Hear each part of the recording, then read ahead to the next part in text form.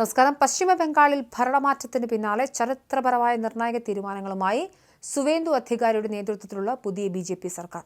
തിങ്കളാഴ്ച ചേർന്ന സംസ്ഥാന മന്ത്രിസഭയുടെ ആദ്യ യോഗത്തിൽ തന്നെ ബംഗാൾ രാഷ്ട്രീയത്തിലും സാമൂഹിക ഘടനയിലും വലിയ ചലനങ്ങൾ സൃഷ്ടിക്കുന്ന പ്രഖ്യാപനങ്ങളാണ് ഉണ്ടായിരിക്കുന്നത്. അടുത്ത ജൂൺ മാസം മുതൽ സംസ്ഥാനത്ത് മത അടിസ്ഥാനത്തിലുള്ള എല്ലാത്തരം സർക്കാർ ധനസഹായങ്ങളും നിർത്തലാക്കാൻ മന്ത്രിസഭാ യോഗം തീരുമാനിച്ചു. ഇതിനു പുറമെ കൊൽക്കത്ത ഹൈക്കോടതിയുടെ മുൻ ഉത്തരവ് നടപ്പിലാക്കുന്നതിന്റെ ഭാഗമായി സംസ്ഥാനത്തെ മറ്റ് പിന്നോക്ക വിഭാഗങ്ങളുടെ പട്ടിക റദ്ദാക്കാനും പുതിയ സർക്കാർ തീരുമാനിച്ചിട്ടുണ്ട്. യഥാർത്ഥ കോട്ട യോഗ്യതകൾ പുനർനിർണ്ണയിക്കുന്നതിനായി പ്രത്യേക പാനൽ രൂപീകരിക്കുമെന്നും സർക്കാർ വ്യക്തമാക്കി. സംസ്ഥാനത്തെ ക്ഷേമ പരിപാടികൾ ഒരിക്കലും മതപരമായ സ്വത്വത്തെ അടിസ്ഥാനമാക്കിയുള്ളതാകരുത് എന്ന കർശന നിലപാടിലാണ് പുതിയ സർക്കാർ.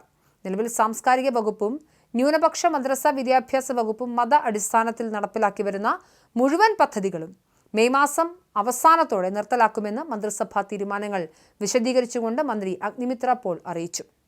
ഇത് സംബന്ധിച്ച ഔദ്യോഗിക അറിയിപ്പുകൾ ഉടൻ തന്നെ പ്രത്യേകമായി പുറത്തിറക്കുമെന്നും ക്ഷേമ പദ്ധതികൾ എല്ലാവർക്കും തുല്യമായി ലഭ്യമാക്കുകയാണ് സർക്കാരിന്റെ ലക്ഷ്യമെന്നും മന്ത്രി കൂട്ടിച്ചേർത്തു. മുൻപ് അധികാരത്തിലിരുന്ന മമതാ ബാനർജിയുടെ നേതൃത്വത്തിലുള്ള തൃണമൂൽ കോൺഗ്രസ് സർക്കാർ വിവിധ മതവിഭാഗങ്ങളിലെ നേതാക്കൾക്കായി ഏർപ്പെടുത്തിയ പ്രതിമാസ ഓണറേറിയം പദ്ധതികളാണ് ഇതോടെ പൂർണ്ണമായും ഇല്ലാതെയാകുന്നത്. തൃണമൂൽ സർക്കാർ അധികാരമേറ്റ ഒരു വർഷത്തിനു ശേഷം 2012 പശ്ചിമ ബംഗാളിലെ ഇമാമുകൾക്കായി പ്രതിമാസ ഓണറേറിയം പ്രഖ്യാപിക്കുന്നത്. ഈ പദ്ധതി പ്രകാരം രജിസ്റ്റർ ചെയ്ത സാമ്പത്തികമായി പിന്നാക്കം നിൽക്കുന്ന മുസ്ലിം മത നേതാക്കൾക്ക് പ്രതിമാസം 2500 രൂപ വീതം സർക്കാർ സഹായം നൽകിയിരുന്നു.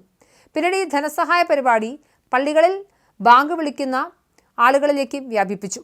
ന്യൂനപക്ഷ ക്ഷേമ വകുപ്പിൽ നിന്നായിരുന്നു ഈ തുക വിതരണം ചെയ്തിരുന്നത്. തുടർന്ന് മുസ്ലിം മത നേതാക്കൾക്ക് മാത്രമാണ് സർക്കാർ സഹായം നൽകുന്നതെന്ന ശക്തമായ രാഷ്ട്രീയ വിമർശനങ്ങൾ ഉയർന്നതോടെ ഇതിനെ പ്രതിരോധിക്കാൻ 2020 മമതാ സർക്കാർ ഹിന്ദു ക്ഷേത്രങ്ങളിലെ പൂജാരിമാർക്കും സമാനമായ അലവൻസ് ഏർപ്പെടുത്തി. തുടക്കത്തിൽ 1000 രൂപയായിരുന്ന ഈ പൂജാരി അലവൻസ് തൊട്ടടുത്ത നിയമസഭാ തെരഞ്ഞെടുപ്പിന് മുന്നോടിയായി 2000 രൂപയായി വർദ്ധിപ്പിക്കുകയും ചെയ്തിരുന്നു. തൃണമൂൽ സർക്കാരിന്റെ ഈ വോട്ട് ബാങ്ക് പ്രീണന രാഷ്ട്രീയത്തിനാണ് പുതിയ തീരുമാനത്തിലൂടെ സുവേന്ദു അധികാരി സർക്കാർ അറുതി വരുത്തുന്നത്. ഒരു മതേതര രാജ്യത്തിൽ മതം നോക്കി സാമൂഹിക ആനുകൂല്യങ്ങൾ കൊടുക്കുന്നത് അംഗീകരിക്കാൻ സാധിക്കില്ല എന്ന് തന്നെയാണ് സുവേന്ദു അധികാരി സർക്കാർ മുന്നോട്ട് വയ്ക്കുന്ന നയം. മതാടിസ്ഥാനത്തിലുള്ള ഫണ്ട് വിതരണം നിർത്തലാക്കുന്നതിനൊപ്പം തന്നെ മുൻ മുഖ്യമന്ത്രി മമതാ ബാനർജി സർക്കാരിന്റെ കാലത്ത് നടന്ന ഫണ്ട് വിനിയോഗത്തെക്കുറിച്ചും വലിയ തോതിലുള്ള അന്വേഷണത്തിന് പുതിയ സർക്കാർ തുടക്കമിട്ടിട്ടുണ്ട്.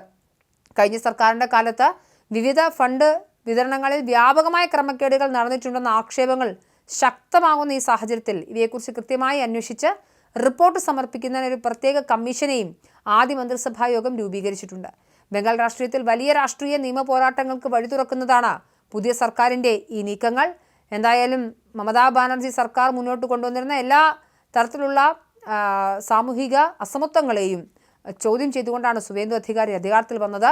എന്തായാലും മതാടിസ്ഥാനത്തിലുള്ള സാമൂഹിക ആനുകൂല്യങ്ങൾ ഇനി കൊടുക്കില്ല എന്ന കൃത്യമായ നിലപാടെടുത്തിരിക്കുകയാണ് ബംഗാളിൽ പുതിയ സർക്കാർ.